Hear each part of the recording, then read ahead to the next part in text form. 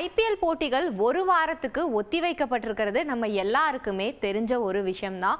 எஞ்சியுள்ள போட்டிகள் மட்டுமே இந்த தொடரில் அடுத்ததா நடக்கும் அப்படின்னு சொல்லப்பட்ட சூழல்ல தான் ஒரு புது அப்டேட் அப்படிங்கிறது வந்திருக்கு. அது என்ன அப்படின்னு பார்த்தோம்னா, இந்தியா பாகிஸ்தான் இடையிலான அந்த மோதல் போக்கு காரணமாக பாதியில நிறுத்தப்பட்டது ஒரு ஐபிஎல் போட்டி. அது பஞ்சாப் மற்றும் டெல்லி அணிகளுக்கு இடையிலான போட்டி தான். இந்த போட்டியை பொறுத்த வரைக்கும் முதல்ல மழையின் காரணமாக போட்டி தாமதமாக தொடங்கப்பட்டது. அதற்கு அப்புறமா பார்த்தோம் அப்படின்னா 10 ஓவர்கள் முடிஞ்சதுக்கு அப்புறம் போட்டியில லைட் சரியில்லை அப்படிங்கிற காரணம் சொல்லி முதல்ல போட்டி நிறுத்தப்பட்டதா சொல்லப்பட்டது.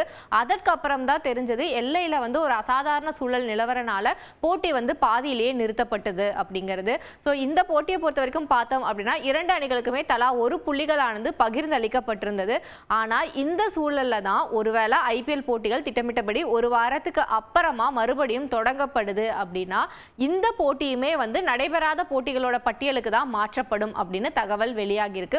அதாவது புதுசா இந்த மேட்ச் மறுபடியுமே நடத்தப்படும். ஏற்கனவே இந்த அணிகளுக்கு பகிர்ந்தளிக்கப்பட்ட அந்த தலா 1 புள்ளிகள் இருக்குல்ல, அதை கேன்சல் பண்ணிட்டு ஏற்கனவே அவங்க என்னென்ன புள்ளிகள்ல இருந்தாங்களோ அதே புள்ளிகளுக்கு போயிருவாங்க. ஸோ இதை பொறுத்த வரைக்கும் பார்த்தோம் அப்படின்னா இந்த 2 அணிகளுக்குமே இது ஒரு சாதகமான சூழலாக தான் பார்க்கப்படுது. ஏன்னா பஞ்சாப் அணியை பொறுத்த வரைக்கும் இதற்கு முன்னாடி 2 போட்டிகள் இதே மாதிரி மழையின் காரணமாக அவங்க கைவசம் இருந்த போட்டி அப்படிங்கிறது அவங்கள விட்டு போயிருந்தது.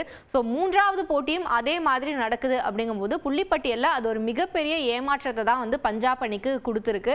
இதற்கு முன்னாடி நடந்த போட்டிகளை பார்த்தோம் அப்படின்னா இதே மாதிரி ஒரு போட்டி டிசியை பொறுத்த வரைக்கும் அவங்களுக்கு சாதகமாக தான் அமைஞ்சிருந்தது. ஏன்னா கண்டிப்பா டெல்லி இந்த போட்டியில தோத்துருவாங்க அப்படின்னு நினைச்ச ஒரு போட்டியில மழையின் குறுக்கீடு காரணமாக வெற்றி அவங்களோட வசம் சேர்ந்தது. அதாவது அவங்களுக்கும் ஒரு புள்ளி அப்படிங்கிறது கிடைச்சது. ஸோ இந்த போட்டியுமே முதல்ல பேட்டிங் பண்ண பஞ்சாப் பொறுத்த வரைக்கும் அவங்க தான் அப்பர் ஹேண்டா இருந்தாங்க. ஏன்னா 100 ரன்களுக்கு மேல அடிச்சிருந்தாங்க 10 ஓவர்கள்ல. அதுவும் அந்த அணி ஒரு விக்கெட்டை மட்டும் தான் லாஸ் பண்ணியிருந்தாங்க. குறிப்பா பார்த்தோம் அப்படின்னா அந்த அணியோட பிரப்சிம்ரன் சிங் அரை சதம் விளாசி இருந்தாரு. அது இந்த தொடரை பொறுத்த வரைக்கும் அவர் கண்டினியூஸா அடிச்ச 3வது அரை சதமாகவும் அமைஞ்சிருந்தது. ஸோ அப்படி ஒரு இன்ஃபார்ம் பேட்ஸ்மேன் இருந்த சூழல்ல தான் அவங்களுக்கு இந்த போட்டியில நடைபெறாம ஒரு புள்ளி அப்படிங்கிறது கிடைச்சிருந்தது. ஸோ அந்த வகையில பார்த்தோம் அப்படின்னா இது டெல்லிக்கு கொஞ்சம் ஏமாற்றமா இருந்தாலும் கூட பஞ்சாபை பொறுத்த வரைக்கும் இது அவங்களுக்கு ரொம்ப சாதகமான ஒரு சூழலாக தான் அமைய போகுது. ஏன்னா இந்த ஒரு புள்ளி அப்படிங்கிறது ஐபிஎல்லோட பிளே ஆஃப் ரேஸ்ல எத்தகைய மாற்றத்தையுமே உருவாக்கக்கூடிய ஒன்றா தான் இருக்கு. ஏன்னா இது வரைக்கும் எந்த டீமுமே பிளே ஆஃப்க்கு குவாலிஃபை ஆகாம தான் இருக்காங்க.